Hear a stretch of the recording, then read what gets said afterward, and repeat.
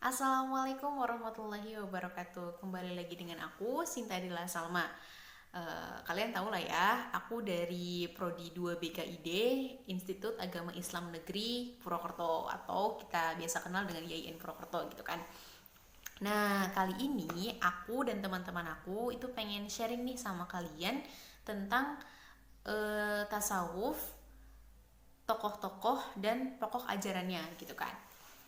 Untuk yang pertama, kita bahas tasawuf dulu nih. Kita kan sering banget denger tasawuf kayak gitu, tapi sebenarnya tasawuf itu apa sih? Nah, untuk pengertian tasawuf sendiri adalah sikap mental yang selalu memelihara kesucian dirinya, beribadah, hidup sederhana, rela berkorban untuk kebaikan, juga bersikap bijaksana. Nah, Ibrahim Basyuni itu membagi atau mengkategorikan tasawuf itu ke dalam tiga. Yang pertama al-bidayah, yang kedua al-mujahadah, dan yang ketiga adalah al-mazaqat. Al-bidayah ini menekankan pada fitrah manusia untuk selalu ingin mendekatkan diri kepada sang pencipta, kepada yang maha mutlak Allah Subhanahu wa taala. Nah, untuk yang al-mujahadah ini adalah pengamalan perilaku kita yang menunjukkan bahwa kita sebagai seorang muslim atau seorang muslimah yang baik, yang melakukan atau beraktivitas sesuai dengan apa yang Allah tentukan gitu. Nah, yang ketiga adalah al-mazaqat. Untuk al-mazaqat ini menekankan pada hati dan perasaan kita untuk selalu eh, mendekatkan diri kita kepada Allah, untuk selalu menjaga kesucian diri kita agar kita bisa dekat dengan Allah Subhanahu wa taala begitu. Selanjutnya adalah istilah-istilah dalam ilmu tasawuf. Jadi Harun Nasution itu membaginya dalam 5 hal. Yang pertama, ahlu asufah, artinya orang yang ikut berpindah. Yang kedua adalah saf, artinya barisan. Yang ketiga itu sufi, artinya suci. Yang keempat, sopos, artinya kebijaksanaan. Dan yang kelima adalah suf, artinya bulu domba. Yang pertama nih kita bahas, ahlu asufah, artinya adalah orang yang berpindah. Kenapa sih orang yang berpindah gitu? Jadi ahlu asufah ini adalah julukan yang diberikan kepada orang-orang yang ikut Nabi berhijrah dari Mekah ke Madinah. Tapi ahlu asufah juga bisa kita sebut dengan pemilik serambi. Kenapa? Karena orang-orang yang ikut hijrah Nabi dari Mekah ke Madinah dan mereka belum dapat tempat tinggal di Madinah, mereka itu bernaungnya di serambi Masjid Nabawi, yaitu masjid pertama yang dibangun Nabi di Madinah. Yang kedua adalah ada saf, artinya barisan. Barisan ini disebutkan bagi orang yang imannya kuat. Yang imannya kuat, kemudian juga bisa disebut orang-orang yang selalu berada dalam barisan paling depan ketika mereka melaksanakan sholat.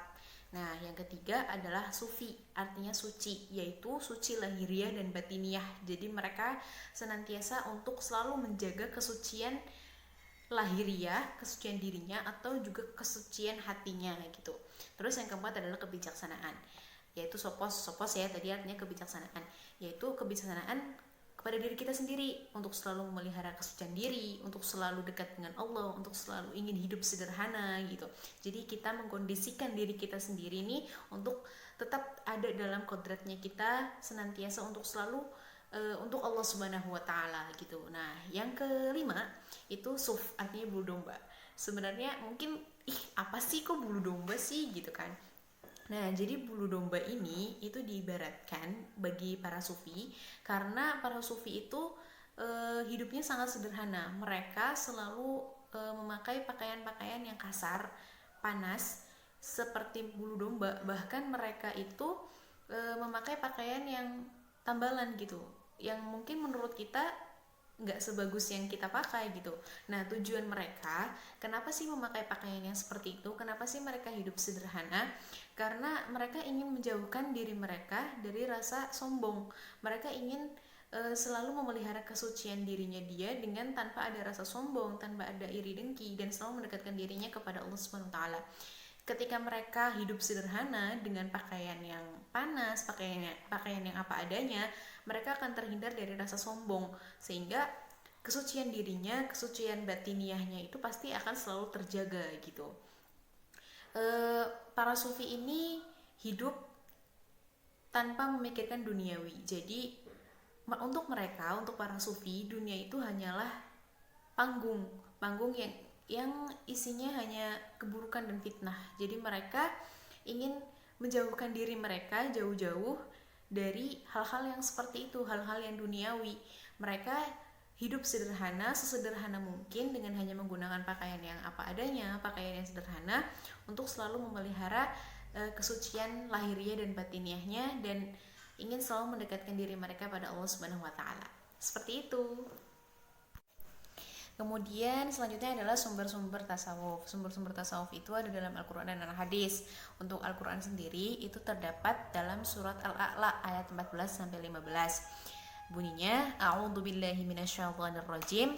Qad aflaha man tazakka wa dzakara asma rabbih fasholla. Artinya, sungguh beruntung orang yang mensucikan dirinya dengan beriman, kemudian ia mengingat Tuhannya dan melaksanakan sholat. Kenapa sih gitu kan? Karena baik buruknya seseorang itu pasti bergantung pada hatinya. Ketika hatinya bersih, ketika hatinya suci, pasti perilaku dan akhlaknya akan menunjukkan akhlak yang baik. Begitu juga dengan sebaliknya, ketika mereka hatinya dipenuhi dengan iri dengki, hati yang kotor, pasti perilaku yang akan timbul atau perilaku yang akan muncul itu juga akan menjadi perilaku yang buruk. Nah, untuk Al-Hadis sendiri itu bunyinya adalah man arafa nafsahu faqad arafa rabbahu. Artinya barang siapa mengenal dirinya, maka ia juga akan mengenal Tuhannya. Jadi barang siapa menjaga dirinya, barang siapa menjaga kesucian dalam dirinya, dia pasti akan mengenal seberapa mulia Tuhannya. Seperti itu. Nah, selanjutnya ada lagi, yaitu tentang madhab-madhab tasawuf. Madhab-madhab tasawuf itu ada 3. Yang pertama falsafi, akhlaki, dan amali. Nah, falsafi ini adalah pendekatan tasawuf menggunakan akal, menggunakan rasio. Nah, biasanya ini tuh disampaikan melalui pemikiran-pemikiran para sufi gitu kan. Kemudian yang kedua ada akhlaki. Akhlaki ini pendekatan menggunakan akhlak. Metode-metodenya atau tahapan-tahapannya itu ada 3. Yang pertama adalah tahali, yaitu mengosongkan diri dari perangai yang buruk. Jadi kita mengosongkan diri kita, mengosongkan hati dan pikiran kita dari hal-hal yang buruk gitu. Kemudian taholi. Taholi ini adalah mengisinya dengan perangai-perangai yang baik, dengan akhlak-akhlak yang baik, dengan akhlak terpuji kayak gitu. Kemudian adalah tajalli. Nah, tajalli ini adalah tahap akhir, tahap di mana sudah tidak ada penghalang antara kita dengan Allah Subhanahu wa taala.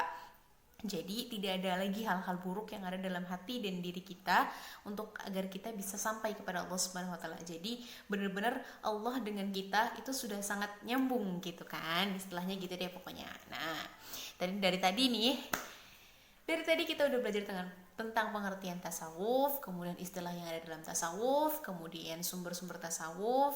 Selanjutnya ada juga madhab-madhab tasawuf. Untuk tokoh-tokoh dan pokok ajarannya itu nanti akan disampaikan sama teman saya. Jadi kalian itu jangan terlewat. Tetap stay tune di sini. Oke? Dadah. Assalamualaikum warahmatullahi wabarakatuh. Perkenalkan, nama saya Eloira Dekti Paskila. Saya dari kelas 2 PKID. NIM saya 1917101158. Pada kesempatan kali ini, saya akan menerangkan tentang tokoh-tokoh tasawuf dan pokok-pokok ajarannya. Dalam makalah kami membahas tentang 7 tokoh tasawuf, yaitu yang pertama ada Hasan Al-Basri, yang kedua ada Rabi'ah Al-Adawiyah, yang ketiga Zunun Al-Misri, yang keempat Al-Ghazali, yang kelima Abu Yazidul Bustami, yang keenam Al-Halaj, yang ketujuh Muhyiddin Ibnu Arabi. Pada kesempatan kali ini, saya akan membahas 3 tokoh tasawuf. Yang pertama ada Hasan Al-Basri, kemudian yang kedua adalah Rabi'ah Al-Adawiyah, yang ketiga Zunun Al-Misri. Tokoh pertama yang akan saya bahas adalah Hasan Al-Basri. Hasan Al-Basri memiliki nama lengkap Abu Said Al-Hasan bin Abi Al-Hasan. Beliau adalah seorang sufi pada angkatan tabi'in. Beliau tinggal di Basra. Awal pergerakan Hasan Al-Basri yaitu dengan sering membuka pengajian yang dikarenakan keprihatinannya melihat gaya hidup dan juga kehidupan masyarakat yang terpengaruh oleh duniawi pada saat itu. Dan gerakan itulah yang menyebabkan Hasan Al-Basri menjadi orang yang berperan dalam perkembangan kehidupan sufi di Basra. Ada 3 ajaran pokok dari Hasan Al-Basri, yaitu adalah zuhud, khauf, dan roja. Ajaran pokok paling utama dari Hasan Al-Basri adalah zuhud terhadap dunia. Hasan al-Basri pernah menggambarkan dunia ini seperti ular, yang artinya mulus ketika disentuh, namun ia memiliki bisa yang sangat mematikan. Tokoh selanjutnya yang akan saya bahas adalah Robi'ah al-Adawiyah. Robi'ah al-Adawiyah binti Ismail al-Adawiyah al-Basariyah. Ia bergelar Ummu Khair, dan ia adalah seorang sufi perempuan yang mengajarkan tentang al-muhabbah. Ada beberapa pendapat mengatakan bahwa ia adalah sufi pertama yang membahas tentang al-hub, berhubungan khas dengan tasawuf. Cintanya kepada Tuhan, cintanya terhadap Allah merupakan puncaknya dalam ajarannya dalam tasawuf. Dan ia menuangkan ajaran-ajarannya melalui syair-syair atau kalimat-kalimat yang sangat puitis. Untuk berikut ini ada satu contoh. Kasihku, hanya engkau yang kucinta. Pintu hatiku telah tertutup bagi selainmu. Walau mata jasadku tak mampu melihat engkau, namun mata hatiku memandangmu selalu. Menurut Robi'ah, cinta kepada Allah adalah satu-satunya cinta yang ia miliki. Bahkan, ia tidak sanggup untuk membagi untuk yang lainnya. Hal tersebut tertuang dalam syair yang berikut ini. Pintu hatiku telah tertutup bagi selainmu. Dengan kata ini, berarti menandakan bahwa cintanya Robi'ah semata-mata hanya untuk Allah. Dalam kisah lain disebutkan ketika Robi'ah sedang sakit, dan ia dijenguk oleh sufi-sufi yang lain. Ketika ia berkeluh kesah, ia mengatakan bahwa sakitnya ini dikarenakan cemburunya Allah karena ia telah mengagumi keindahan surga. Tokoh yang ketiga yang akan kita bahas yaitu adalah Zunnun al-Misri. Ya, Zunnun al-Misri. Zunnun al-Misri memiliki nama lengkap Abu al-Faidi Sauban bin Ibrahim Zunnun al-Misri al-Ahimni Kipti. Ia dilahirkan di Ahmin, salah satu daerah Mesir. Dan ia salah satu sufi yang ada pada abad ketiga Hijriah. Sebagai seorang ahli tasawuf, Zunnun memandang bahwa ulama hadis dan fikih memberikan ilmunya kepada masyarakat sebagai salah satu hal yang menarik keduniaan, di samping sebagai berbagai agama. Pandangan hidupnya yang cukup sensitif menyebabkan banyak yang menentangnya. Para fuqaha pernah mengadukannya kepada ulama Mesir yang menuduhnya sebagai orang yang zindik, sehingga pada akhirnya dia memutuskan untuk sementara waktu pergi dari negerinya dan berkelana di negeri lain. Sekembalinya dari berkelana, orang-orang Mesir masih tetap menuduhnya sebagai orang yang zindik. Mereka menyuruhnya pergi ke Baghdad menemui khalifah untuk menerima pengadilan. Akan tetapi di Baghdad ada banyak sufi yang berasal dari Mesir, dan di antara mereka ada yang bekerja di lingkungan istana. Mereka mengusahakan kebebasan Zunnun dari hukumannya. Di Baghdad, ajarannya malah dapat diterima dengan baik. Kemudian ia kembali ke Mesir. Ia mengajarkan tasawufnya kembali. Semenjak itu, tasawuf berkembang pesat di kawasan Mesir. Jasa-jasa Zunnun yang paling besar adalah sebagai peletak dasar jenjang perjalanan sufi menuju Allah, yang sering disebut dengan al-maqamat. Ajarannya memberi petunjuk arah jalan menuju kedekatan Allah Subhanahu wa taala sesuai dengan pandangan sufi.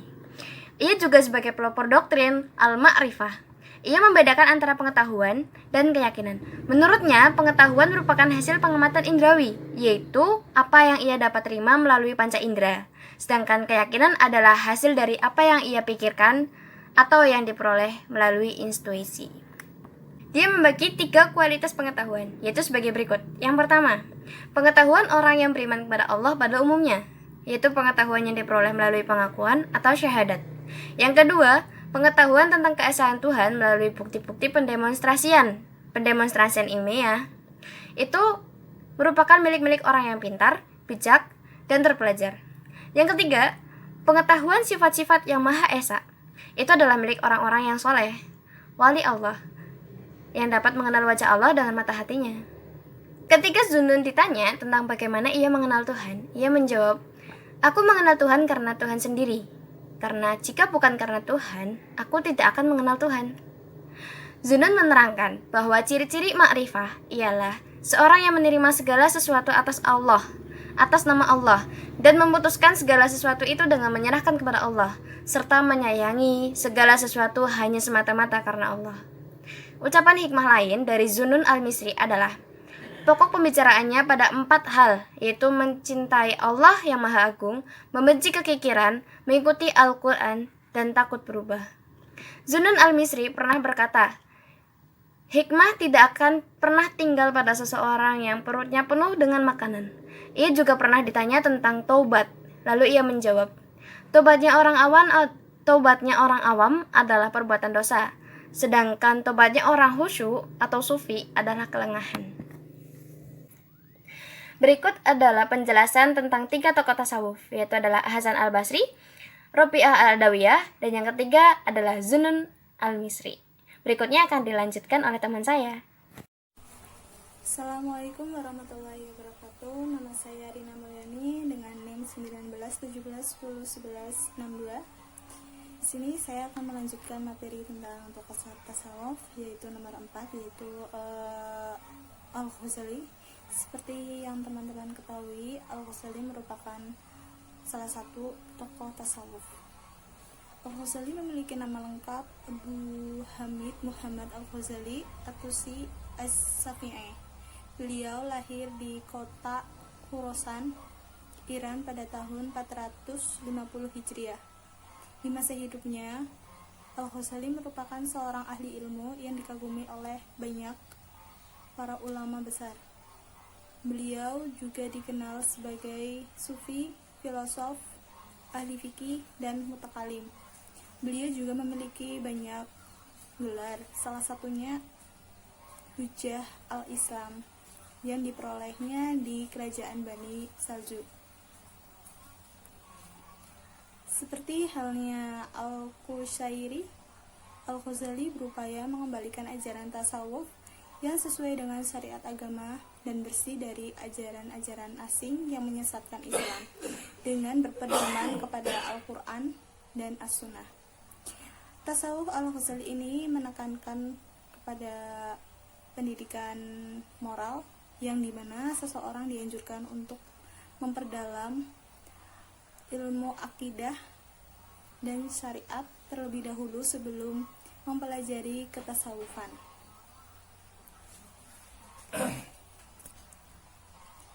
Tak hanya itu, Al-Ghazali juga memberikan penjelasan pendek yang menjadi pokok-pokok tasawuf, yaitu hablum minallah dan hablum minanas.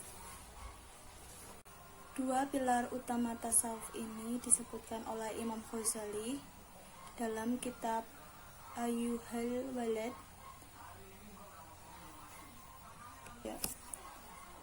Untuk mengenalkan dunia tasawuf kepada manusia.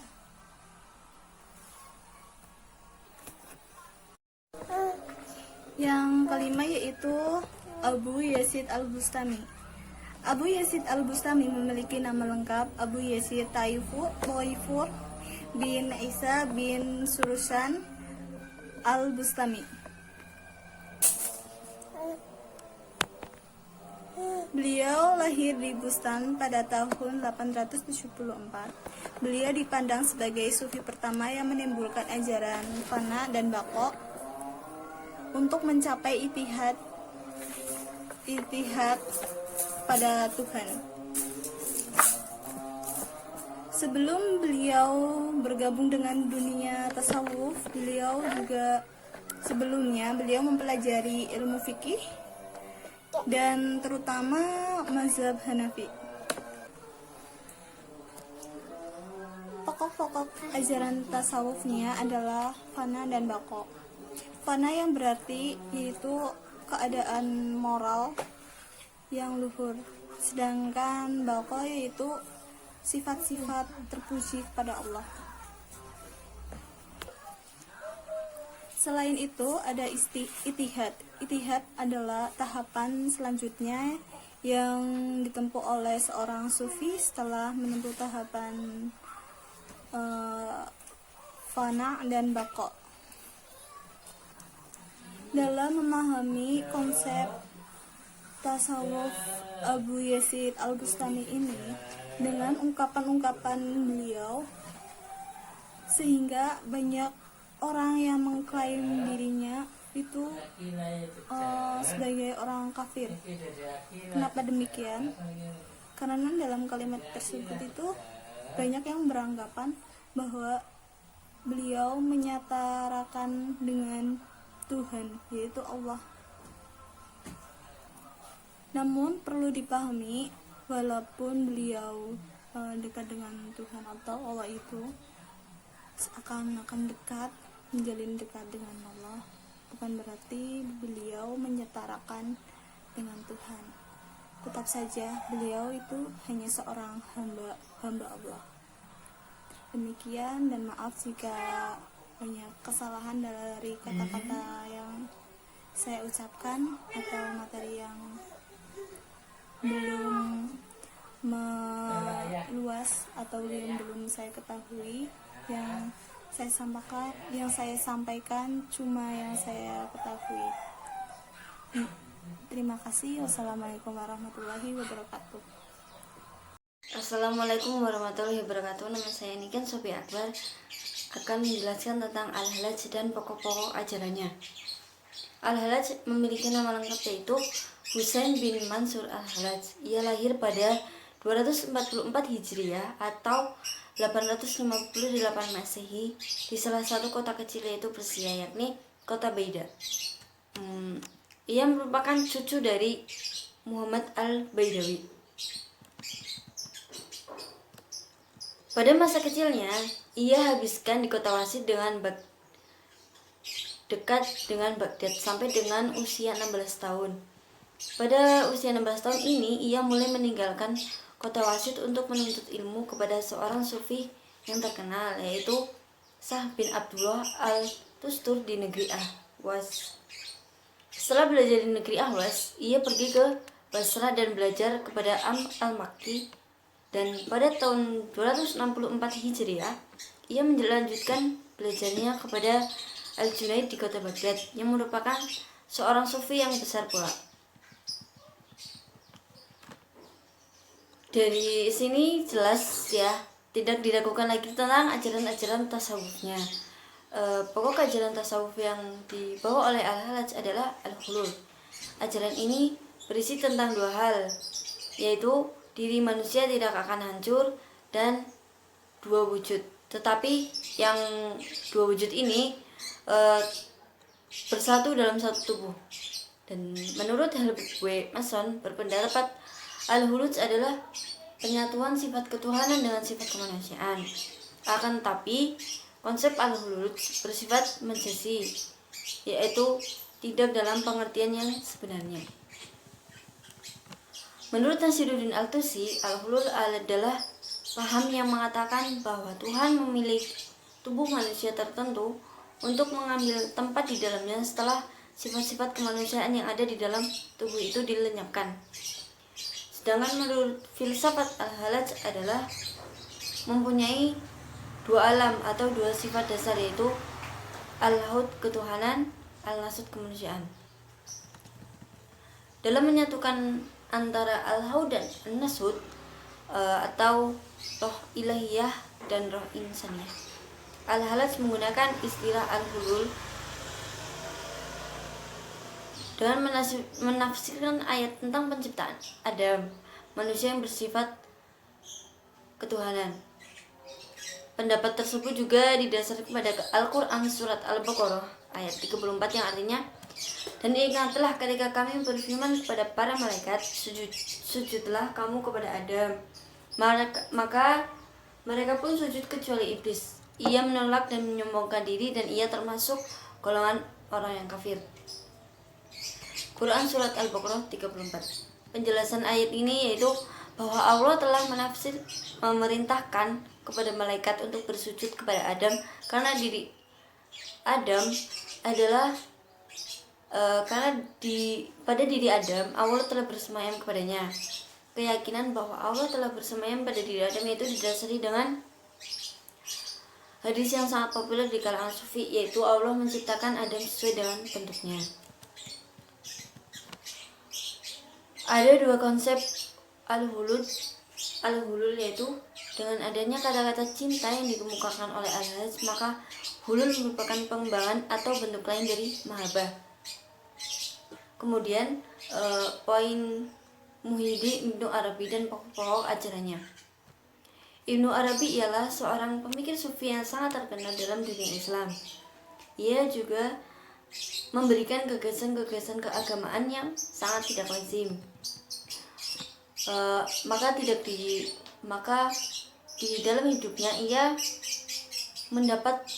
tidak jarang mendapat kecaman dan perlawanan dari berbagai kalangan, terutama kelompok ahli fikih yang terkenal literalis dan formalis. Ia dilahirkan di Andalusia, Spanyol pada 17 Ramadan 568 Hijriah atau 28 Juli 1195 Masehi pada masa pemerintahan Muhammad bin Said. Pendidikannya berawal dari usia 8 tahun. Ia belajar Al-Quran dan fikih. Karena kecerdasannya, ia diangkat menjadi sekretaris khotib beberapa gubernur di Serville.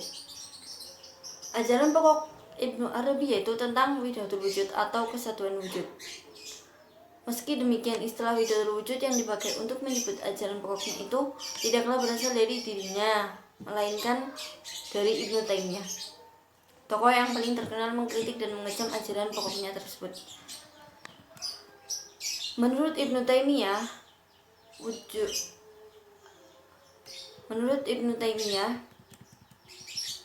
wahdatul wujud yaitu penyamaan Tuhan dengan alam. Sedangkan menurut orang-orang yang paham wahdatul wujud mengatakan bahwa wujud itu sesungguhnya hanya satu dan wajib dimiliki oleh Sang Pencipta. Adapun proses 4 sebagai berikut. Tajalli yaitu zat Tuhan dalam bentuk ayan sabitah. Tanazul yaitu zat Tuhan dari alam ma'ani ke alam tayunat. Realita-realita rohania yaitu alam arwah yang mujarad. Tanazul kepada realita nafsiyah yaitu realita nafsiyah berpikir. Tanazul Tuhan dalam bentuk ide materi yang bukan materi yaitu alam atau ide. Alam materi yaitu alam indrawi. Selain itu, Ibnu Arabi menjelaskan bahwa terjadinya alam ini tidak bisa dipisahkan dari ajaran al-haqiqah al-Muhammadiyah. Menurut tahapan-tahapan kejadian proses penciptaan alam dan hubungan dengan kedua ajaran itu telah dijelaskan. Wujud Tuhan sebagai wujud mutlak yaitu zat yang mandiri dan tidak berhajat pada apapun. Wujud al-haqiqah al-Muhammadiyah sebagaimana emanasi pertama dari wujud Tuhan, kemudian muncullah wujud dengan proses tahapan-tahapan yang telah saya sampaikan. Dan demikian, Ibnu Arabi menolak ajaran yang mengatakan bahwa alam semesta ini diciptakan dari yang tiada. Demikian yang dapat saya sampaikan. Wassalamualaikum warahmatullahi wabarakatuh.